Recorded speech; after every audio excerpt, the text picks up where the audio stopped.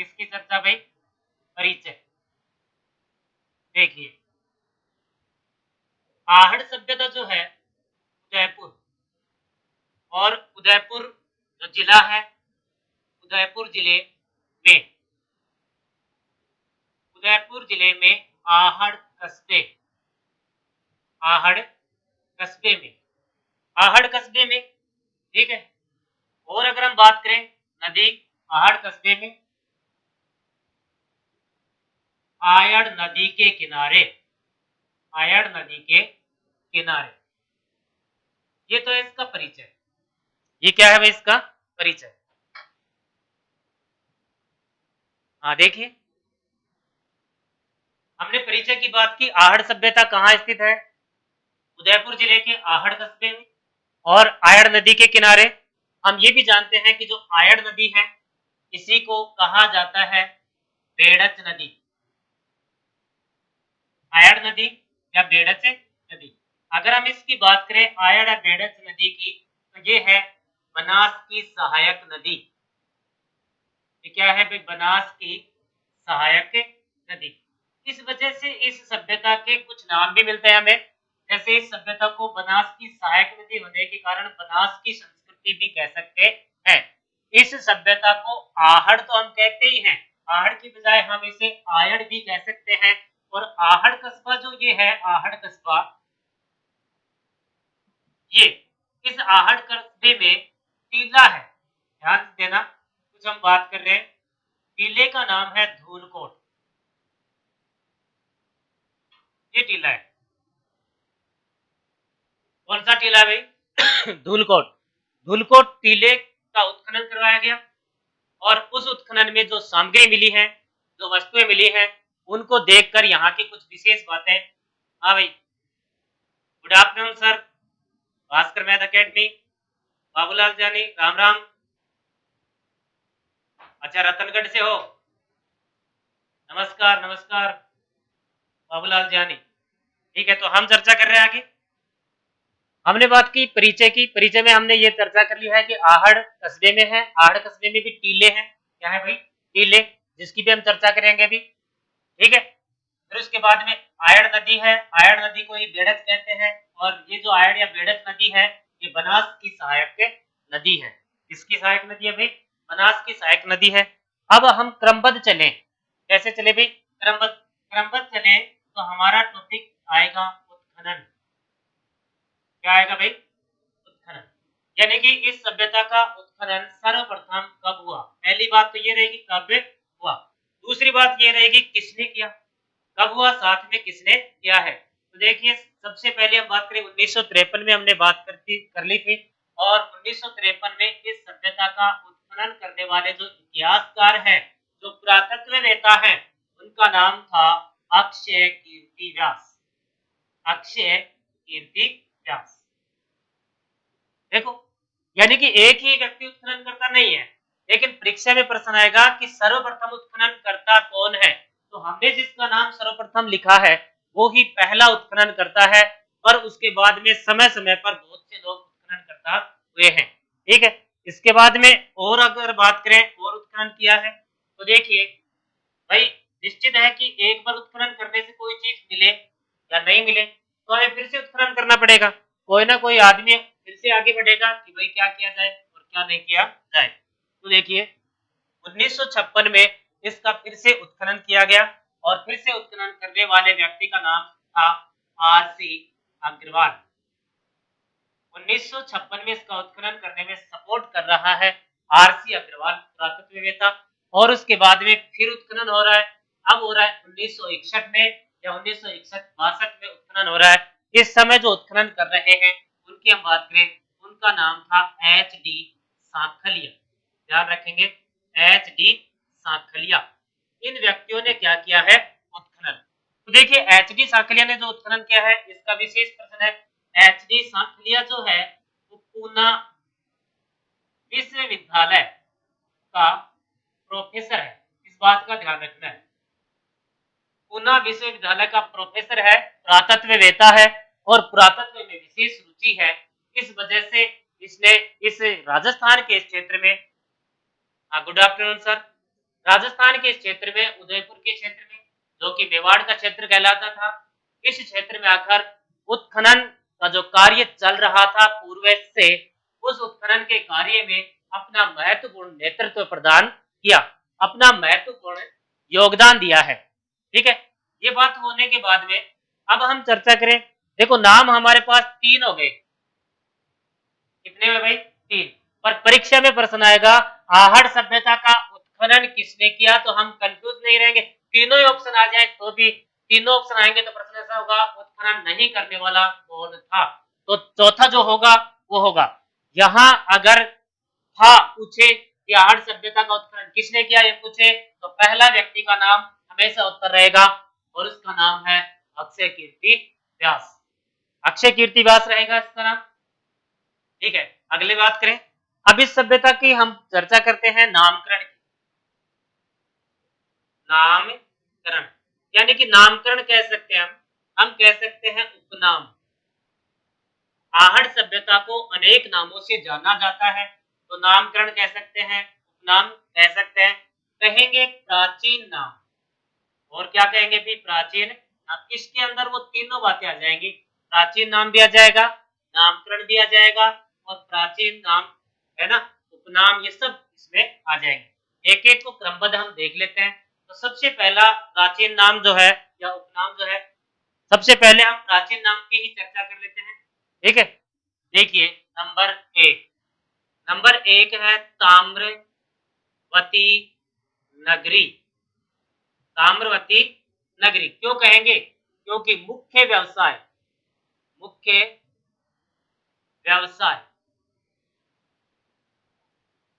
इनका मुख्य व्यवसाय जो था वो तांबा था। मुख्य व्यवसाय क्या था भाई? तांबा। यहाँ के जितने भी लोग थे वो सब के सब लोग तांबे से संबंधित कार्य करते थे। ताम्र निकालना, ताम्र को गलाना, ठीक है, वो काम करते थे। इसलिए इनका मुख्य व्यवसाय तांबा होने के कारण इस सभ्यता का प्राचीन नाम रखा गया है। क्या नाम रखा गया है? प्राचीन नाम, ताम्रवती नगरी। एक नाम हो गया हमारा। दूसरे नाम की तरफ चले हम, तो देखिए दूसरा जो नाम है उसकी चर्चा करें। दूसरा नाम है सभ्यता का धूलकोट।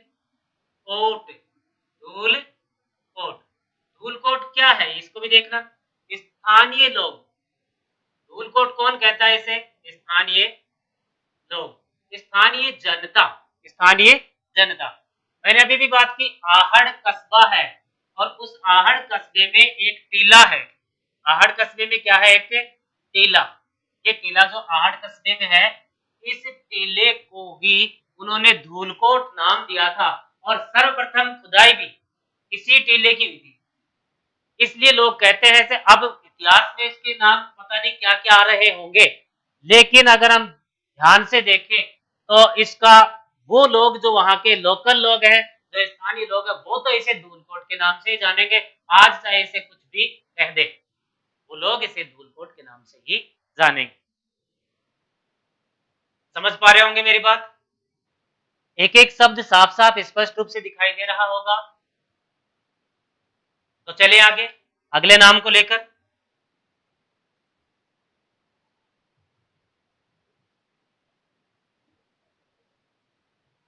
अगला देखिए, अगला नाम है नंबर 3, आघाटपुर। नंबर 4, बनास की संस्कृति। बनास की संस्कृति। नंबर 5, आयड़ सभ्यता। आयड़ सभ्यता, इसमें दो बातें, नदी आयड़ है इसलिए सभ्यता को आयड़ सभ्यता कहते हैं। भाई सिंधु सभ्यता सिंधु नदी, ऐसे ही आयड़ सभ्यता आयड़ नदी, और कस्बा आहड़ है। कस्बा कौन सा भाई? आहड़, इसलिए आहड़ सभ्यता भी कह देते हैं। ठीक है, नेक्स्ट बात, 5 हमारे सामने नाम आए हैं। कितने नाम आए भाई? 5। ठीक है, इनको देखते हैं क्या है, क्यों है ये नाम। देखिए सबसे पहले आघाटपुर की बात करें। आघाटपुर किस क्षेत्र का नाम हुआ करता था 10वीं सदी में? 10वीं सदी में नाम आघाट एक दुर्ग था। आघाट क्या था? एक दुर्ग।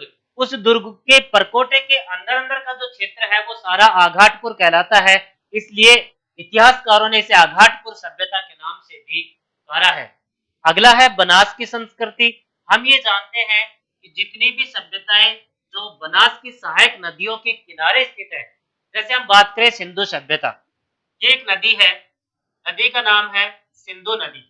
इस सिंधु नदी से एक नदी इधर गई, एक नदी इधर गई। इन नदियों के किनारे बहुत सारे स्थल पाए गए हैं भारत में। जैसे हम बात करें, यहाँ पर कोई हड़प्पा मिल गया, यहाँ पर मोहनजोदड़ो मिल गया, यहाँ पर सुरकोटला मिल गया, यहाँ पर कालीबंगा मिल गया। इन सबको मिलाकर उन्होंने एक नाम दिया था और वो नाम था सिंधु सभ्यता। क्या नाम दिया? सिंधु सभ्यता। ऐसे ही राजस्थान की जो सभ्यताएं हैं और जिनका संबंध बनास नदी से रहा है, उन सबको मिलाकर भी नाम दिया गया है बनास की सभ्यता या बनास की संस्कृति। ठीक है। अगला नाम आयड़ सभ्यता। आयड़ सभ्यता नाम दिया गया है नदी का नाम। किसका नाम है भाई? नदी का नाम, इसलिए नाम दिया गया है। और कोई नाम आपके ध्यान में आ रहे हो, और कोई आपके नजर में आ रहे हो तो आप कमेंट करके बताएं वो सही है या गलत।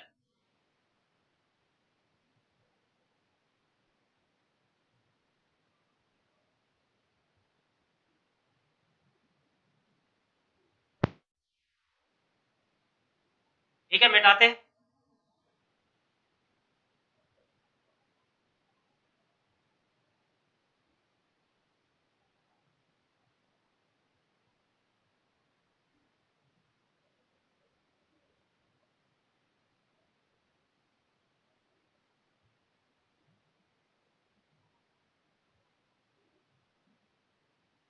हाँ भाई, देखिए हम पढ़ते हैं विशेषताएं। क्या पढ़े? क्योंकि मूल रूप से प्रश्न विशेषताओं से ही आते हैं। और विशेषताएं क्या है? क्या मिला है और क्या नहीं मिला, यही तो विशेषताएं है। यानी कि किस स्थान से हमें क्या मिला है, ये विशेषताएं हैं। और विशेषताओं में देखिए, सबसे पहली विशेषता मैं नंबर लगा के बता सकता हूं, क्या हम सीधे सीधे भी चलेंगे। तो देखिए, सबसे पहली अगर हम बात करें, ये जो सभ्यता है ये ग्रामीण सभ्यता है। ग्रामीण सभ्यता। राजस्थान में हमने एक सभ्यता या दो सभ्यता नगरीय सभ्यता पढ़ी है, और आपको ध्यान में होगा वो कौन सी थी? कालीबंगा। वैसे तो राजस्थान में थी, लेकिन अगर वैसे देखा जाए सभ्यताओं की दृष्टि से तो उसका संबंध सिंधु सभ्यता से था, लेकिन राज्यों की दृष्टि से देखा जाए तो उसका संबंध राजस्थान से रहा है। ठीक है, वो नगरीय सभ्यता थी।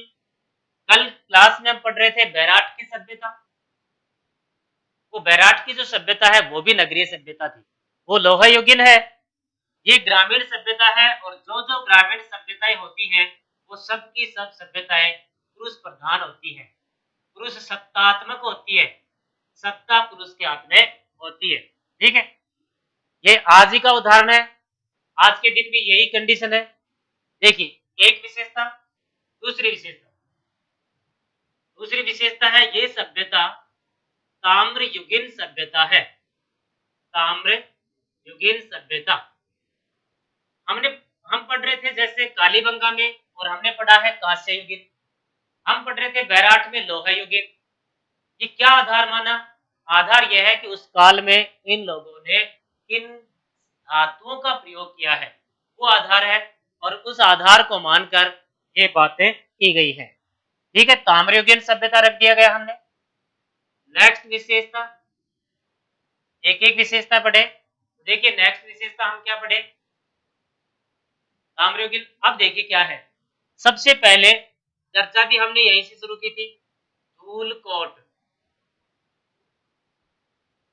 टीले का सर्वप्रथम उत्खनन हुआ था, ये ध्यान रखना। इस क्षेत्र में, आहड़ के क्षेत्र में, भाई ये तो है नहीं कि एक एक जगह का उत्खनन हुआ हो, आस पड़ोस में इधर उधर और भी जगह का उत्खनन हुआ होगा, लेकिन सर्वप्रथम जो उत्खनन हुआ वो कौन से टीले का हुआ है? धूलकोट टीले का सर्वप्रथम। फिर उसके बाद में उसके आसपास जो स्थान है उसका भी उत्खनन किया गया। ठीक है, सर्वप्रथम उत्खनन हो गया।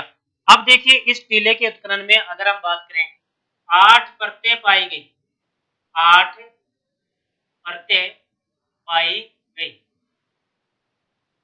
8 परतें पाई गई। अगली बात करें सर्वप्रथम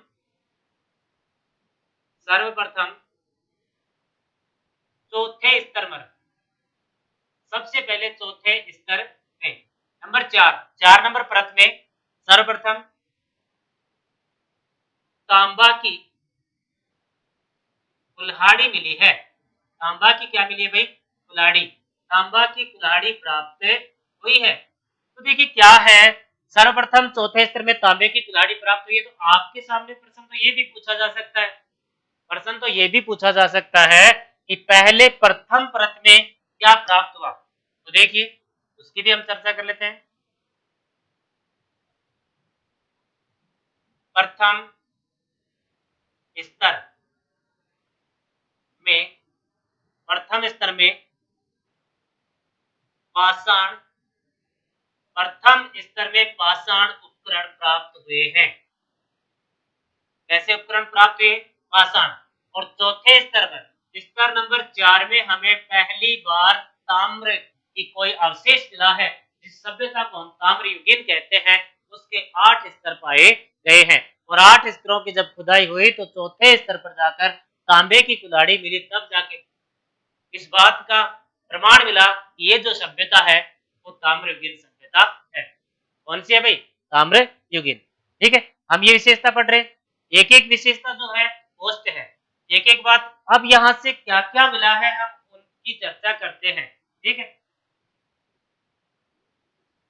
तो अब देखो क्या क्या मिला है। जैसे मिट्टी से बनी चीजें, तांबे से बनी चीजें, पत्थर से बनी हुई चीजें, तो इस प्रकार से ही हम वर्गीकरण ले लेते हैं।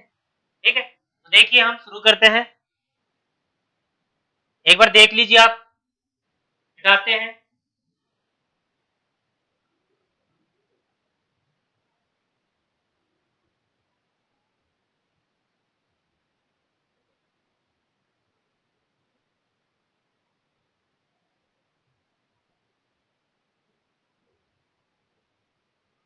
हाँ भाई देखिए विशेष तो हमें क्या क्या प्राप्त हुआ है। मिट्टी से, किससे भाई बनी? मिट्टी से बनी बैल की मूर्ति कहेंगे या आकृति कहेंगे? मिट्टी से बनी बैल की मूर्ति या मिट्टी से बना हुआ बैल, या हम इसे वर्षभ भी कह सकते हैं। बैल को कल को परीक्षा में आ जाए प्रश्न तो क्या हो सकता है? वर्षभ। ठीक है, मिट्टी से बनी बैल या वर्षभ की मूर्ति मिली है। ठीक है, इसे इतिहासकारों ने नया नाम दिया है और वो परीक्षा में आ जाता है। इसे इतिहासकारों ने कहा है बनासियन बुल। तो कल को यही प्रश्न आ सकता है कि बनासियन बुल क्या है? बनासियन बुल क्या है? ठीक है, ऑप्शन में दे देंगे मिट्टी का पुल, ऑप्शन में दे देंगे मिट्टी का चूल्हा, ऑप्शन में दे देंगे कुछ भी बात। आपको ध्यान रखना है बनासियन बुल, बुल जो शब्द है वो बैल को लिए प्रयोग किया गया है। और बैल जो है वो मिट्टी से बना हुआ है। किससे बना हुआ है भाई? मिट्टी से। तो देखिए हम विशेषताओं में पढ़ रहे हैं मिट्टी से बनी पहले तो। और ये जो मिट्टी से बना हुआ है इस कला को भी टेराकोटा कला कहा जाता है। इस कला को क्या कहा जाता है भाई? टेराकोटा। अब टेराकोटा कला क्या होता है उसका भी ध्यान दीजिए। टेराकोटा कला होता है मिट्टी से बनाकर अग्नि में पकाना, अग्नि में पकाना। इस प्रकार तो टेराकोटा कला से जो है बनासियन बुल की बनी हुई मूर्ति प्राप्त हुई है। एक बात मिट्टी की, अगली बात मिट्टी की, देखना कोरे या कोठे, कोरे या कोठे, मिट्टी से बनी हुई ये चीज मिली है। ठीक है, इसकी व्याख्या हम करेंगे कि है क्या कोरे या कोठे। तो देखिए क्या है ये। इस प्रकार का प्रश्न कम से कम 2 या 3 बार यही प्रश्न परीक्षा में आया हुआ है, यहीं से आया हुआ है। और इसी की हम चर्चा कर लेते हैं। ये क्या है? अनाज रखने का, अनाज रखने का बड़ा मृद भांड, अनाज रखने का बड़ा मृद भांड। अलग अलग जगह पर इसे अलग अलग नामों से पुकारा जाता है। ठीक है, कहीं पर इसे कोठी कहा जाता है, कहीं पर गोर कहा जाता है, कहीं पर कोच कहा जाता है और कहीं पर ओवरी कहा जाता है। अलग अलग स्थानों पर अलग अलग गुड आफ्टरनून आनंद लोनीवाल, हाँ, अलग अलग नामों से पुकारा जाता है। तो ये क्या होता है, एक इस प्रकार से आकृति होती है, बड़ी सारी आकृति होती है इस प्रकार से, ऐसे। ठीक है, इसमें यहाँ से एक गेट बना दिया जाता है यहाँ से, और इसके अंदर उस समय का हम बात करें प्राचीन समय में, अब आज से 10 साल 5 साल पहले भी ये आकृति इस प्रकार की चीज मिल जाती थी अनाज रखने का। ठीक है, इससे जैसे कोठी कहें, ओवरी कहें या फिर गोर कहें, ये अलग अलग भाग में अलग अलग है। ये क्या काम करता है, अनाज रखने का। तो हम ऐसा भी कह सकते हैं कि उस समय का फ्रिज भी यही था और उस समय की अलमारी भी यही थी। हर चीज जो सुरक्षित रखनी होती थी वो इसी के अंदर रखी जाती थी। जैसे दूध दही आज फ्रिज में रखते हैं और उस समय इसमें रखते थे। तो ये विशेष चीज मिली है जो हर स्थान से प्राप्त नहीं हुई है। देखिए अगली विशेषता, निश्चित ही आप समझ पाए होंगे ये चीज होती क्या है, गोर या कोट। अगर निश्चित ही आप ये समझ पाए होंगे तो हम अगली विशेषता की तरफ चलते हैं। मिट्टी से बनी हुई चीजों को पढ़ रहे हैं हम। अगली बात देखिए, गोर या कोट हो गया। इसके बाद में सामूहिक भोजन की व्यवस्था, सामूहिक भोजन की व्यवस्था होती है यहाँ। अब कैसे होती है उसको भी समझे, सामूहिक भोजन की व्यवस्था यानी कि घर में एक घर में 4 से 6 चूल्हे मिले हैं। एक घर में 4 से लेकर 6 क्या मिले हैं भाई, चूल्हे मिले हैं। तो इन चूल्हों को देखकर जो इतिहासकार वो ये कहते हैं कि ये सामूहिक व्यवस्था है भोजन। सामूहिक व्यवस्था क्या है, भोजन की। इसे हम दूसरे नाम पे भी दे सकते हैं इस चीज को। ये 4 से लेकर 6 चूल्हे जो प्राप्त हुए हैं इसको कहा जा सकता है संयुक्त परिवार। यानी कि उस समय एकल परिवार नहीं होंगे, एक ही घर में संयुक्त रहकर सामूहिक भोजन बनाने की, सामूहिक भोजन करने की ये व्यवस्था रही होगी। तो मिट्टी से बनाए हुए ये मिले हैं। ठीक है, अगली बात,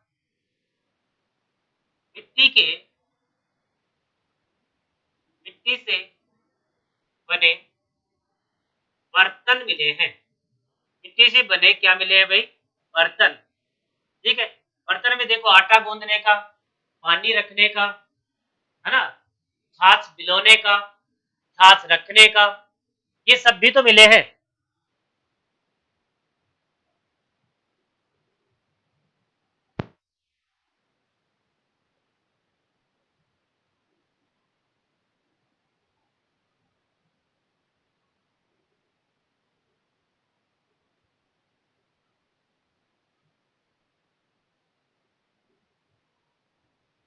हाँ तो देखो मिट्टी से बने बर्तन, ठीक है, बर्तनों में क्या क्या मिला है वो सब आप जानते होंगे। एक एक बर्तन को विशेष रूप से हम नाम तो नहीं दे सकते यहाँ। अब देखिए मिट्टी से बनी हुई चीजें प्राप्त हो गई जिनको हमने पढ़ लिया है।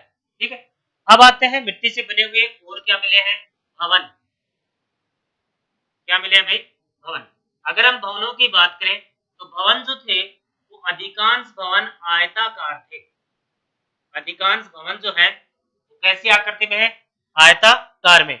लेकिन वो बने किससे हैं, ईंटों से। किससे बने हैं, ईंटों से। इस बात का विशेष ध्यान रखना है कि आहड़ में भी, कालीबंगा में भी या राजस्थान की अधिकांश सभ्यताओं में मिट्टी की ईंटों का प्रयोग किया गया है। ईंटें कच्ची या पक्की हो सकती हैं, इन ईंटों का ही प्रयोग किया गया है, किंतु कहीं भी पत्थर का प्रयोग नहीं किया गया है। आप समझ पाए होंगे। यहाँ से आगे मिट्टी वाली बात से आगे हम चले तो आगे चले तो यहाँ पर है केवलू। क्या है भाई, केवलू। देखिए क्या होता है, केवलू होता है, इसकी परिभाषा तो हम कुछ भी नहीं साबित कर सकते, लेकिन गांव में समझे आप, शहर में समझे, कहीं भी स्नान करते समय कोई पत्थर उठाकर हाथ पैर के रगड़ते हैं या मैल उतारते हैं, ठीक है, तो नहाने का साधन समझ लो आप, नहाने का उपकरण समझ लो, मैल उतारने का उपकरण समझ लो, एक पत्थर सा है, एक मटके का फूटा हुआ ठेकरी समझ लो आप। पहले कुम्हार लोग बनाया करते थे, ठीक है। तो केवलू को हम परिभाषित करें तो वैसे समझ सकते हैं, परिभाषित नहीं कर सकते, फिर भी हम यहाँ पर यही मान लें केवलू को नहाने का, ठीक है, नहाने का, मैल उतारने का, इस प्रकार से एक केवलू प्राप्त हुआ है। आगे चले, मिट्टी से बनी हुई चीजें देखो क्या क्या मिल गई। मिट्टी से बना हुआ बैल की मूर्ति मिल गई, मिट्टी से बने हुए गौर या कोठे मिल गए, मिट्टी से बने हुए सामूहिक झूले मिल गए, मिट्टी से बने हुए बर्तन मिल गए, मिट्टी की ईंट से बने हुए भवन मिल गए, और मिट्टी से बना हुआ केवलू मिल गया। मिट्टी से बना हुआ क्या मिल गया भाई? केवलू। ठीक है, आगे चले, 1 मिनट के लिए आप स्क्रीनशॉट लीजिए।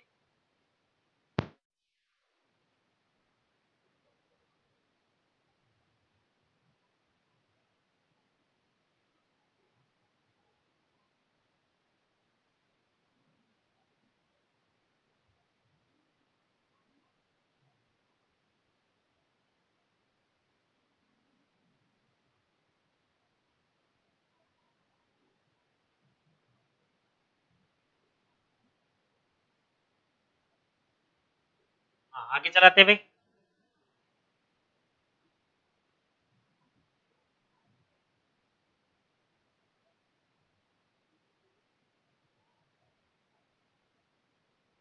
क्या पढ़ रहे थे हम? विशेषताएं।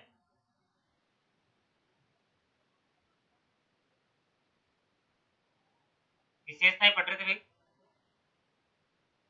और विशेषताओं में हमने कम से कम 5 विशेषताओं से ज्यादा पढ़ लिया।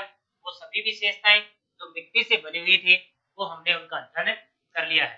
ठीक है, आगे चले, तो आगे चले तो देखिए और क्या क्या प्राप्त है। एक बात, यहां से एक मिला है जल पात्र। क्या मिला है भाई? जल पात्र। समझना, यहाँ से एक जल पात्र मिला है। इस जल पात्र की विशेष बात जो है, ये बिना हत्थे वाला है, बिना हत्थे वाला, बिना हत्थे वाला जल पात्र मिला है। इसका संबंध जोड़ा जाता है ईरान से। इसका संबंध किससे जोड़ा जा रहा है? ईरान से। ईरान वासी कहते हैं कि भाई इस प्रकार के जो पात्र होते हैं, इस प्रकार के जो बर्तन होते हैं, वो ज्यादातर ईरान में होते हैं। तो हो सकता है आपका और हमारा संबंध ईरान से रहा होगा, या आप जो है वो ईरान से इसको लेकर आए होंगे। ये जो पात्र है ना, ये तांबे का है। ये पात्र किसका है भाई? तांबे का। तांबे का एक जल पात्र प्राप्त हुआ है। तांबे का एक जल पात्र प्राप्त हुआ जिसका संबंध ईरान से, संबंध कहां से भाई? ईरान से। तो ये प्रश्न आएगा, ईरान से संबंध जोड़ा जाता है। हम तो नहीं जोड़ेंगे, ईरान वासी जोड़ेंगे। प्रश्न आएगा कि निम्न में से किस सभ्यता का संबंध ईरान से जोड़ा जाता है, और उस प्रश्न का उत्तर हो जाएगा आहड़ सभ्यता, उदयपुर जिले में, आहड़ कस्बे में, आयड़ नदी के किनारे धूलकोट टीले में उत्खनन की गई थी। समझ पा रहे हो कि बात को? नेक्स्ट बात करें हम। देखिए, नेक्स्ट बात है, यहां से, यहां से 6 मुद्राएं व 3 मोहरें मिली है। 6 मुद्राएं व 3 क्या मिली है? मोहरें। कहां से मिली? आहड़ से। 6 मुद्राएं व 3 मोहरें मिली थे। ये जो 6 मुद्राएं हैं, ये मुद्राएं, ये, ठीक है, मुद्राओं पर ध्यान से देखना, यहां से प्रश्न निकलेगा। मुद्राओं पर यूनान के देवता, मुद्राओं पर यूनान के देवता, यूनान के देवता कौन है भाई? अपोलो का चित्र है, अपने देवता का नहीं है। यूनान के देवता अपोलो का चित्र है इस मोहर पर, मुद्रा पर। और ये मुद्रा जो है वो तांबे की है। मुद्रा कहाँ किसकी है भाई? तांबे की। तो देखिए, इस मुद्राओं पर यूनान के देवता अपोलो का चित्र है, और इस प्रकार से मुद्रा बनी है, इस प्रकार से मुद्रा एक तरफ जो है वो इस प्रकार का चित्र है, इस प्रकार का त्रिशूल का, और दूसरी तरफ जो हम बात करेंगे वो यूनान का देवता है अपोलो, उसका चित्र है। तो यूनानी लोग कहते हैं कि इसका मतलब कहते थे सिक्का उठा के लाया, ये हो सकता है, या तो भाई आप लोग जो है वो उठा कर ले आए, या फिर हमारे कभी न कभी व्यापारिक संबंध रहे होंगे। तो अपना प्रश्न यहाँ पर ये बनेगा कि भाई निम्न में से कौन सी सभ्यता का, राजस्थान की किस सभ्यता का व्यापारिक संबंध यूनान से रहा, ये प्रश्न बनेगा। और ये प्रश्न बनेगा तो हमारा उत्तर हो जाएगा आहड़ सभ्यता। किसी बर्तन के आधार पर हमने संबंध जो है, किसी बर्तन के आधार पर संबंध हमने बना दिया ईरान से, और एक मोहर के आधार पर, एक मुद्रा के आधार पर हमने संबंध जोड़ दिया कहां से, अपोलो से। ठीक है, आगे चले। एम के सरन, गुड आफ्टरनून भाई, एम के सरन, गुड आफ्टरनून। ये हो गया मुद्रा वाली बात। मुद्रा वाली बात होने के बाद में नेक्स्ट हम चर्चा कर लेते हैं। तो देखिए नेक्स्ट चर्चा करें, हमारे पास क्या होगा। चलो मिटा लेते हैं 1 मिनट के लिए अगली विशेषता। अगली विशेषता हो जाएगी मुख्य व्यवसाय। मुख्य व्यवसाय, देखिए मुख्य व्यवसाय क्या था इनका। इनका मुख्य व्यवसाय जो है तांबा गलाना। मुख्य व्यवसाय क्या है भाई, तांबा गलाना। तांबा गलाना मुख्य व्यवसाय रहेगा। ठीक है, तांबे की, तांबा गलाने की, तांबा गलाने की प्राचीन भट्टियां मिली है। तांबा गलाने की प्राचीन क्या मिली है भाई, भट्टियां। ये भी प्रश्न हो जाएगा कि तांबा गलाने की प्राचीन भट्टियां कहां से प्राप्त हुई है, इस प्रकार का प्रश्न हो जाएगा। तो हमारा उत्तर भी यही हो जाएगा कि कहां से मिली है, आहड़ से। ठीक है, उसके अलावा हम बात करें तांबे के, तांबे के अस्त्र मिले हैं। उसके अलावा हम बात करें तांबे के, तांबे के क्या मिले हैं, उपकरण मिले हैं। इस प्रकार से आहड़ सभ्यता में इस प्रकार से मुख्य व्यवसाय तांबा गलाना है, और इसी वजह से इस सभ्यता को ताम्रयुगीन सभ्यता के नाम से जाना जाता है। तांबा जो है वो मुख्य व्यवसाय होने के कारण इसे ताम्रयुगीन सभ्यता के नाम से जाना जाता है। ठीक है, आगे चलें। देखिए आगे की बात करें, नेक्स्ट विशेषता, यहाँ के लोग, यहाँ के लोग सबको, यहाँ के लोग सबको आभूषण सहित दफनाते हैं। आहड़ के लोग सबको आभूषण सहित दफनाते हैं। इस बात की चर्चा करें कि यह है क्या, क्यों। तो इस बात को लेकर इतिहासकार इस बात की चर्चा करते हैं कि इसलिए दफनाते हैं कि उनको पुनर्जन्म, पुनर्जन्म में आस्था, ये प्रतीक किसका है भाई, पुनर्जन्म में आस्था का प्रतीक है। उनको ऐसा लगता होगा कि पुनर्जन्म होगा, इसलिए वो लोग जो है वो आभूषण सहित ही सबको दफनाते हैं। एक एक बात कर रहे हैं हम। अगली बात, यहां से, ये प्रश्न परीक्षा में आया हुआ है, रंगाई छपाई के ठप्पे मिले हैं। यहां से रंगाई छपाई के क्या मिले हैं, ठप्पे। ये भी विशेष बात है, इसका मतलब वस्त्र भी मिला होगा, उनको रंगाई छपाई की जाती होगी, है ना।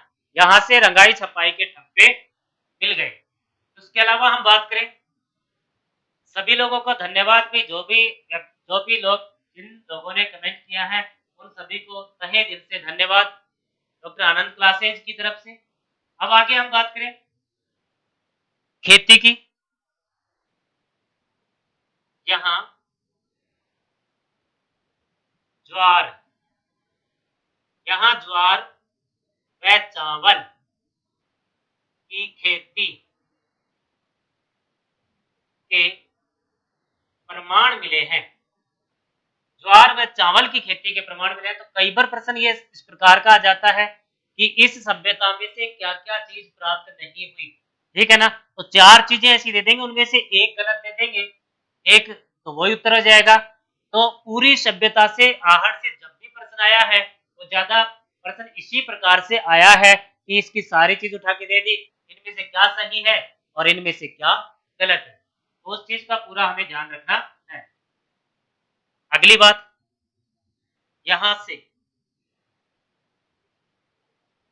अनाज कूटने का अनाज कूटने का पात्र मिला है। अब अनाज कूटने का पात्र मिला है तो आज तो हम अलग शब्द नाम से बोलते हैं, उस सब अलग बोलते होंगे। तो आज तो कहते होंगे उखड़ मुसड़, क्या कहते होंगे भाई, उखड़ मुसड़। तो उस समय की बात है वो अलग है। अनाज कूटने का पात्र, और आप सब जानते हैं इस प्रकार से होता है। आज तो अलग डिजाइन होगी, उस समय पत्थर को कूट कूट कर और उसको गहरा किया जाता था, ठीक है। अब जो ऊपर का पात्र है वो किसी भी प्रकार का हो सकता है, लोडी सिलावटा समझ लो आप चाहे तो, ठीक है, इस प्रकार का हो सकता है। इन उपकरणों से अनाज को कूट कूट कर और उसको दलिया टाइप में, खिचड़ी टाइप में बनाया जाता था, ठीक है। आटे का तो पता नहीं कि भाई कब कितने दिन बाद पता लगा होगा कि जो अनाज है उसका आटा भी बनाना है और उसको अग्नि में सेकना भी है। इन सब चीजों का उनको काफी दिन बाद पता लगा।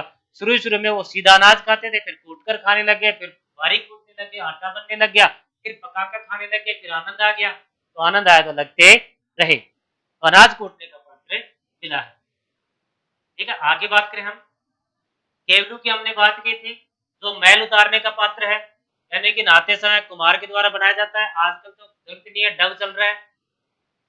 तो देखिए उसके अलावा इसका समृद्ध काल, ये जो आहड़ सभ्यता है इसका समृद्ध काल रहा 1900 से, कितने से भाई, 1900 से लगभग 2800 ईसा पूर्व।